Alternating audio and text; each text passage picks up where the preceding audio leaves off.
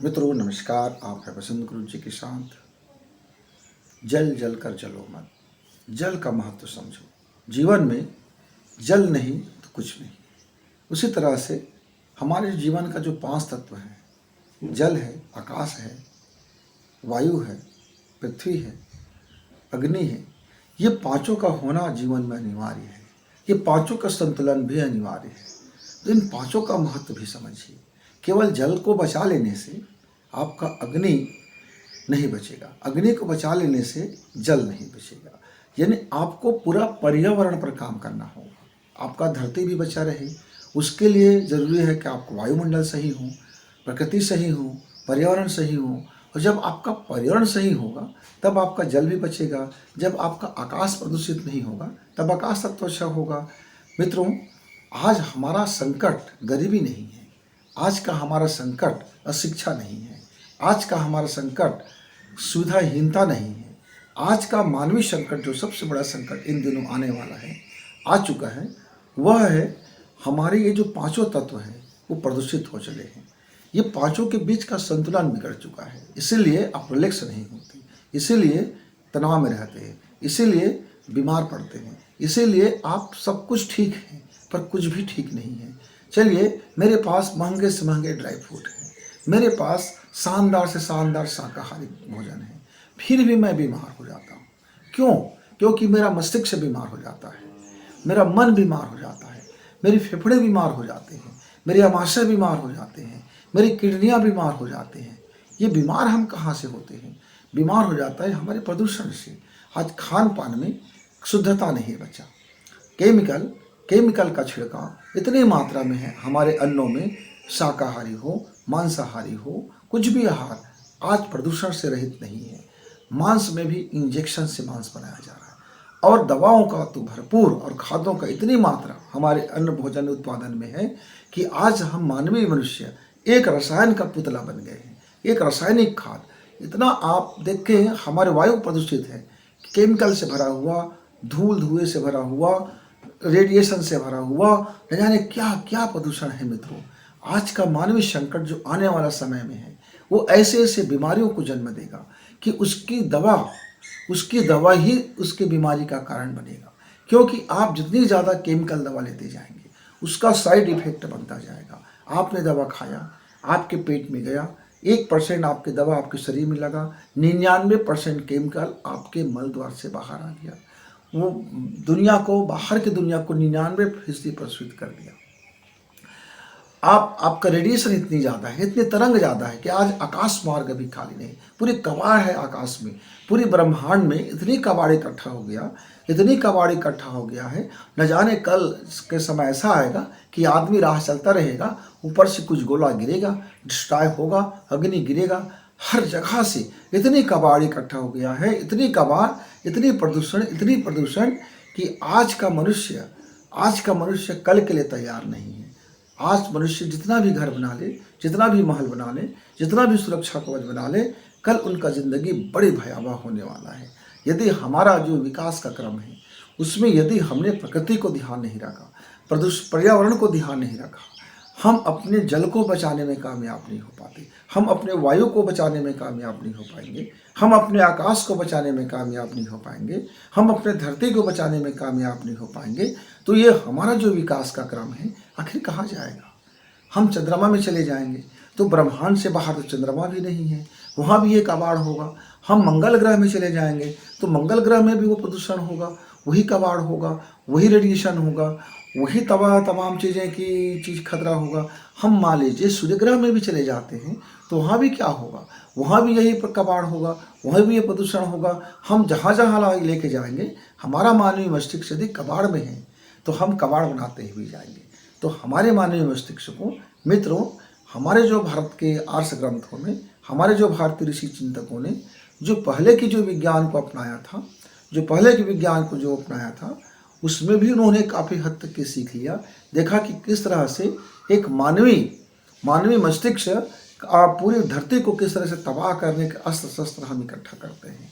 हम अपने विकास के लिए, हम आज के अपने थोड़े फायदा के लिए हम इन पांचों तत्वों को आज हम अनबैलेंस कर दिए हैं।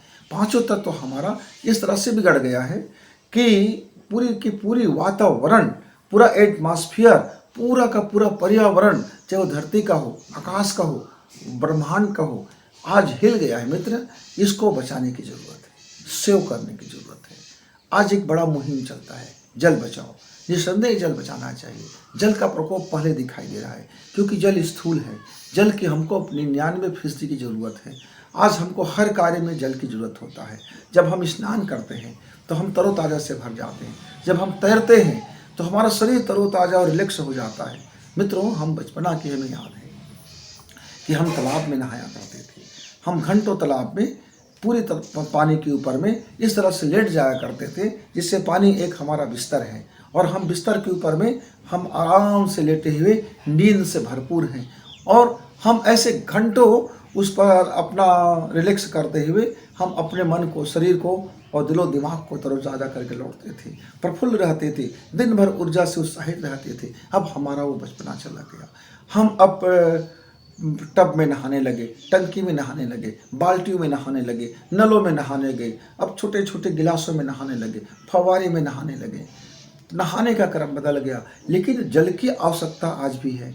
जब हम बहुत थके रहते हैं, बहुत उन्माद में रहते हैं, बहुत क्रोध में रहते हैं, तरह तरह की चीज़ें हमारे ऊपर हावी होता है, तो वही जो ठंडा जल है, जो हमारे जल की जो बूंदें हैं, हमारे जब शरीर में भीगता है, हमारे शरीर की कोशिकाओं को रोम रोम से जब वह जल टूटता है, उसका ऑक्सीजन और उसका हाइड्रोजन अपने नए स्वरूप में टूटता है, तो हमारी ज़िंदगी को तरोताज़ा कर देता है मित्र। लेकिन आप कल्पना कीजिए, जल ही प्रदूषित हो जाए, जल में सही मात्रा में ऑक्सीजन ना हो, जल में सही मात्रा में हाइड्रोजन ना हो, तो जल की गुणवत्ता ही समाप्त हो रहा है। आज जल में कितनी भारी जल हो रहा है, कितने जलों में प्रदूषण है, कितने लवणों से भरा हुआ जल है। आप जल पीते हैं, पथरी हो रहा है, किडनी डैमेज हो रहा है। आप जल ना पिए तो क्या करें? आज जल बिना पिए आप रह नहीं सकते। आप जल पीते हैं तो डायरिया हो रहा है और अब आदमी मर रहे हैं। जल पीने के कारण बीमार हो रहे हैं, पर जल ना पिए तो क्या करें? स्नान कर रहे हैं, तरह तरह के शरीर में रिएक्शन हो रहा है, त्वचा रोग हो रहा है, ना जाने कौन सी बीमारियां हो रही हैं। अब जल से ना नहाए तो किससे नहाए? सांसें ले रहे हैं, दमा के शिकार हो रहे हैं, फेफड़े फूल रहे हैं, तरह तरह की बीमारियां हो रहे हैं। अब हवा ना ले तो क्या करें? हम प्रकाश में निकल रहे हैं, धूप में आते ही शरीर में जलन हो रहा है, त्वचा रोग हो रहा है, न जाने कितने बीमारियां हो रहा है, विटामिन डी की कमी हो रहा है, विटामिन 12 की कमी हो रहा है, हड्डियां टूट रहे हैं, सब पोर पोर भरभरा रहे हैं, कोशिकाएं अपने निर्बल हो रहे हैं। अब हम धूप में ना निकले तो क्या करें? धूप से बचाव, धूप से बचाव करते करते हम कॉस्मेटिक हो गए, धूप से बचाने लगे, त्वचा को बचाने लगे। जिस त्वचा को धूप की आवश्यकता है, धूप से हमारी त्वचाएं है। धूप ही केवल ऐसा नहीं है कि उस प्रकाश से, उस प्रकाश संश्लेषण क्रिया से, उस प्रकाश से हमारी त्वचाएं और हमारे रोम छिद्र के अंदर में जो हमारी जो जल होता है, वो भिन्न भिन्न क्रियाएं करके अलग अलग हमको विटामिन से देते हैं, अलग अलग हमको रसायन देते हैं, अलग अलग हमारे ग्रंथियों को वो दुरुस्त करते हैं। लेकिन आज का हमारा जो विज्ञान क्या कह रहा है? अधूरा ज्ञान, बड़ा खतरनाक। हमारा विज्ञान अभी आधे अधूरा है, और आधे अधूरा को हम सच मान करके न जाने क्या क्या कर रहे हैं। फिर एक लगा लेते हैं लेप, लगा लो, सन से बचाओ, धूप से बचाओ, चलो चेहरा में करो, ये कर लो, वो कर लो। अब लगा तो लिए, अब विटामिन डी की कमी हो गया है, टेबलेट ले रहे, कैप्सूल ले रहे, इंजेक्शन ले रहे, हड्डियाँ भुरभुरी हो गया, त्वचा रोग हो गए। अब हम इतने कमज़ोर हो गए हैं कि धूप में निकलते ही हमारा त्वचा बीमार, सांस लेते ही हम बीमार, पानी पीते ही हम बीमार, नहाते ही हम बीमार, यानी हर तरह से हम पांचों तत्व में हम बीमार ही बीमार हो रहे हैं। अब हमारा युग कहता है कि हम विज्ञान में हैं, हम पुराने दर्शन को नहीं मानते, हम भारतीय दर्शन को नहीं मानते। ये क्या बकवास है? आयुर्वेद कोई मतलब का नहीं है। आचार ये क्या है? ये क्या सांस लेना है? क्या सांस करते हो? ये क्या करते हो? ये क्या है? हमको पिछड़ापन घोषित करके हमको निस्तेनाबूद कर दिया गया। हमें बता समझा दिया गया कि जो भारतीय जो संस्कृति है, जो भारतीय आचार विचार है, जो भारतीय रहन सहन था, ये कोरे बकवास है, पिछड़ेपन का है निशानी है, ये गंवारी का निशानी है। अब हम अपने को जरा अब गंवार से ऊपर उठा रहे हैं। और क्या उठा रहे हैं? कि धूप से बचो, पानी से बचो, हवा से बचो, आकाश से बचो, और फिर एसी में रहो, कूलर में रहो, पंखे में रहो। क्या क्या चीज़ें कर रहे हैं मित्र। और पूरी ज़िंदगी को हम और कमज़ोर करते करते, पूरा का पूरा आज रेडिएशन से भरा हुआ, पूरा पूरा तरंग से भरा हुआ, पांचों तत्व आज बिगड़ा हुआ। तो मित्रों, यदि आप मेरे यूथ हो, मेरा कोई नौजवान, मेरा कोई व्यक्ति इस दिशा में सबसे ज़्यादा जरूरी है मानवीय सभ्यता को बचाने के लिए, इस धरती को बचाने के लिए, धरती में लाखों जीव जंतुओं को बचाने के लिए, मनुष्यता को बचाने के लिए, ईश्वरत्व को बचाने के लिए, देवत्व को बचाने के लिए, जो कुछ भी आपके पास है उसको बचाने के लिए हमारा जीवन शैली का बदलना बहुत जरूरी है, हमारी सोच का बदलना बहुत जरूरी है, हमारे विज्ञान की दिशा का बदलना बहुत जरूरी है। हमारे विज्ञान को समझना होगा, हमारे आविष्कारकों को समझना होगा, हमारे वैज्ञानिकों को समझना होगा कि हम अपने ही गर्दन में छुरा ना रखें, बैल मुझे मार के कहावत ना रखें। हम प्रकृति को सेव रखें, हमारा कोई भी आविष्कार इस प्रकृति के विरुद्ध ना हो, हमारा कोई भी अस्त्र शस्त्र इस प्रकृति को नष्ट ना कर सकता हो, हमारा कोई भी आविष्कार इस प्रकृति को तबाह करने वाला ना हो। लेकिन क्या किया जाए, आज जितना भी सुख सुविधाएं हैं, जितना भी संसाधन है, जितना भी मटेरियल है, जितना भी दवा है, जितना भी आपका जो विकास का जो प्रगतिमान है, जितना भी आप देख लीजिए, वह सब के सब हमारे पांचों तत्व को असंतुलित कर रहा है, पांचों तत्व को असंतुलित कर रहा है। कहीं गर्मी को बढ़ा रहा है, कभी हमारे धरती को नष्ट कर रहा है, कहीं हमारे ग्रीन हाउस को नुकसान पहुंचा रहा है, कभी हमारे ब्लैक होल को बढ़ा रहा है, कहीं हमारे ओजोन परत को घटा रहा है, कहीं कुछ कर रहा है, कहीं कुछ कर रहा है। और इस तरह से हम आने वाले समय में एक अदृश्य बीमारी, एक अदृश्य समस्या से हम घिरने जा रहे हैं। मित्र, आप तैयार रहिए, अपने आप को तैयार कीजिए, बहुत जल्दी तैयार कीजिए। आप ऐसे सूक्ष्म तत्वों से, आप ऐसे सूक्ष्म बीमारियों से, आप ऐसे सूक्ष्म संतापों से, आप ऐसे सूक्ष्म आक्रमणों से आप घिरने वाले हैं। आपके भीतर में अचानक ऐसा आवेश आएगा कि आप किसी का कुछ भी कर दोगे। आपके भीतर में ऐसे उपद्रव खड़ा होगा कि आप भी नहीं समझ पाओगे कि मैं क्या कर रहा हूँ। इसीलिए तो पुराने ज़माने में कहते थे ना कि इसको नज़र लग गया है, इसको किसी ने बाण मार दिया है, इसको टोना हो गया है, इसको टोटका कर दो, ये दूसरे के वशीभूत है, इसको भूत पकड़ लिया है, इसमें आत्मा आ गया है, इसमें वो हो गया है। ये तरह तरह की बीमारियों का स्वरूप है मित्र, तरह तरह के मानसिक विक्षिप्त का स्वरूप है। ये हमारे जब ऊर्जा अनबैलेंस होकर के हमारे भीतर में कई तरह की चीज़ें उत्पन्न कर देती हैं, कई तरह की हमारे अंदर में अदृश्य शक्तियाँ उत्पन्न कर देती हैं, कई तरह से सूक्ष्म पावर हमें अनबैलेंस कर देती है, और फिर हम अपने को संभाल नहीं पाते और तरह तरह की हम ग्रसित हो जाते हैं। तो हमारे ऋषि मुनियों ने फिर मंत्रों का आविष्कार किया, फिर उन्होंने यज्ञों का आविष्कार किया, फिर उसमें फिर हवन सामग्री कैसा मिक्स किया गया, ऐसे जड़ी बूटियों की मिलान किया गया कि वातावरण शुद्ध होता गया। और लगातार वातावरण शुद्ध होने से, लगातार पर्यावरण के संतुलन होने से मनुष्य भी संतुलित होने लगे।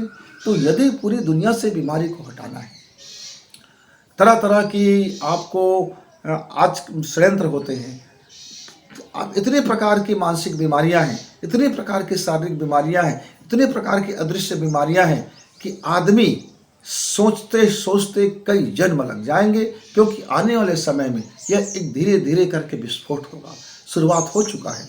हमारा पांचों तत्व पूरी तरह से धीरे धीरे अनबैलेंस हो रहा है। प्रकृति अपने आप को बैलेंस करने की लगातार कोशिश कर रहा है, कभी अतिवृष्टि करके, कभी ओलावृष्टि करके, कभी भयंकर बाढ़ करके, कभी भयंकर वर्षा करके, कहीं भयंकर गर्मी करके, कहीं भयंकर ठंड करके वो अपने आप को संतुलन करने में लगा हुआ है।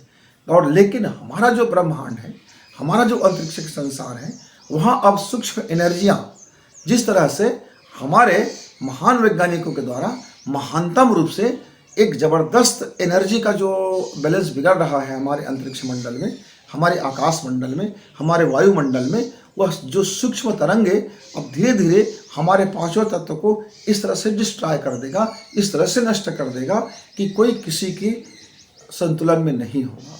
हर कोई पागलपन में होगा, हर तत्व पागलपन में होगा। कल्पना कीजिए, जब जल पागलपन में आ जाता है तो कितना भयंकर हो जाता है, जब वायु पागलपन में आ जाता है तो कितनी भयंकर हो जाती है, जब अग्नि पागलपन में आ जाता है तो कितनी तबाही लेके आता है, जब आकाश पागलपन में आ जाएगा तो न जाने और कितना भयंकर कष्ट और मुसीबत लेके आएंगे। मित्र, इसीलिए हर व्यक्ति की जिम्मेदारी है, हर व्यक्ति की जिम्मेदारी है कि अपने वह पर्यावरण को, पांचों तत्व को संतुलन रखे, पांचों तत्व में उसके संतुलन ना बिगड़ने दे, पांचों तत्व पे संतुलन को कायम रखे।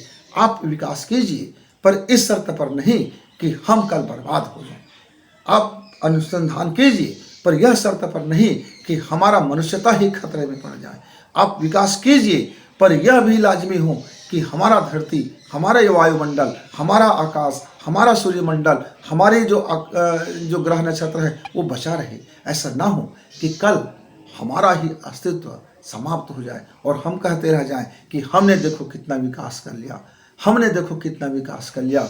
और मित्र, आप जिस विज्ञान की बात कर रहे हैं, अभी वह विज्ञान दशांश में है, अभी वह विज्ञान का 1,000वां हिस्सा भी अपने मूल स्वरूप में नहीं आया हुआ है। अभी तो विज्ञान को बहुत लंबी सफ़र करना है, अभी तो विज्ञान को लाइट युग में पहुंचना है, जहां हर चीज़ का क्वांटम में बदल जाएगा और हर चीज़ों को क्वांटम से उत्पन्न किया जा सकेगा।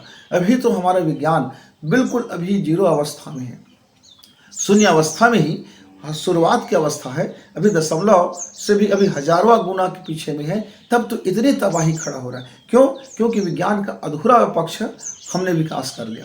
काश कि विज्ञान का समुचित पक्ष हम एक साथ विकास कर पाते, पांचों तत्व पर हम काम करते, पांचों तत्व को बैलेंस पर काम करते, पांचों तत्व को हम एक साथ बैलेंस करके हमारा कोई योजना होता, हमारी सूक्ष्म तरंगे कहीं आज हमें बर्बाद ना कर दें। मित्रों, जागने की जरूरत है, होश में आने की जरूरत है, नहीं तो यह पृथ्वी, यह आकाश, यह वायुमंडल, हम अपने संसाधन के साथ, हम जो संसाधन बना रखे हैं, यह जो हमारी यात्राएं हैं, न जाने का कब क्या हो जाएगा। इसलिए बहुत ज़रूरी है मित्र, पर्यावरण पर सोचें, पर्यावरण पर काम करें। हर व्यक्ति को इस पर सोचने की, काम करने की बहुत ज़रूरत है।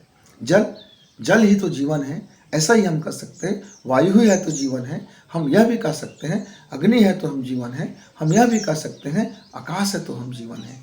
मित्र, केवल जल बचाने की मुहिम नहीं, बचाइए, पांचों तत्व को बचाइए, पांचों तत्व को संतुलित कीजिए। पांचों तत्व पे हमारा जीवन टिका हुआ है और पांचों तत्व से ही हम टिके हुए हैं। इसलिए आप किसी एक तत्व पर काम करेंगे तो चार तत्व अनबैलेंस होगा। हम किसी एक तत्व को लेकर चर्चा करेंगे तो हमारा चार तत्व अनबैलेंस होगा। इसलिए मित्रों, केवल जल पर काम नहीं, केवल जल पर काम नहीं, केवल और केवल यदि आप जल की ही बात करते रहेंगे तो ये आधा अधूरा पक्ष होगा। अतः हमारे जो भी भाई बहन हैं, जितने भी लोग हैं, सबको मिल करके यह मुहिम चलाना होगा, यह काम करना होगा। जीवन में पांचों तत्व को बैलेंस कीजिए। यही तो हमारा जीवन है। नहीं तो हमारा शरीर, ये जो साधन है आत्मा के व्यक्ति का या आत्मा की अनुभूति करने का, यह शरीर भी हमारा अनबैलेंस होने के कारण रात दिन आते हुए न जाने हम कौन से रोगग्रस्त होते जाएंगे। और हमारा का पूरा जो ईश्वर ने जो सांसें दे रखा है, जो हमें आयु दे रखा है, जो हमारी प्राण अग्नि दे रखा है, वो अपने शरीर को ही बचाने में लगातार रहेंगे तो फिर हम अपनी आत्मोन्नति कब कर पाएंगे। इसलिए मित्रों, पांचों तत्व की चर्चा करें, पांचों तत्व को बचाने की मुहिम करें, पांचों तत्व को बैलेंस करें, पांचों तत्व की साधना करें, पांचों तत्व का मान करें, पांचों तत्व का सम्मान करें, पांचों तत्व को अपने जीवन में धारण करें, पांचों का महत्व समझिए, पांचों को अपने जीवन में उतारिए और पांचों के साथ अपने जीवन को बेहतर कीजिए। और गुरु जी को इजाज़त, नमस्कार, धन्यवाद।